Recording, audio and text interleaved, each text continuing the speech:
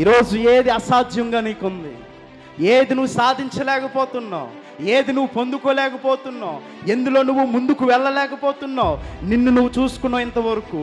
జ్ఞాపకం చేసుకో, నిన్ను నువ్వు చూసుకోవడం మాని నీవు దేవుడి వైపు చూడడం ప్రారంభించు.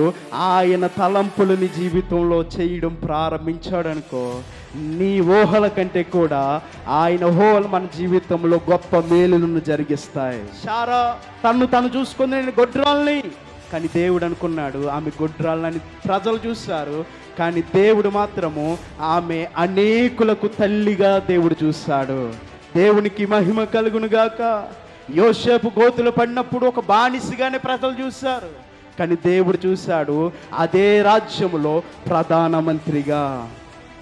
దావీదును ప్రజలందరూ చూశారు ఒక గొర్రెల కాపరిగా, చిన్న వ్యక్తిగా చూశారు, కానీ దేవుని దృష్టిలో దావీదు యొక్క స్థితి ఉన్నతమైన రాజుగా దేవుడు అతన్ని ఏర్పరచుకున్నాడు. భయంకరమైన చిత్రహింసలు పెట్టి అపొస్తలుడైన పౌలును లోకం ఒక దృష్టిలో చూసింది, కానీ దేవుని కొరకు హతసాక్షి అయ్యే విధముగా దేవుడు అపొస్తలుడైన పౌలు ఏర్పాటు చేసుకున్నాడు.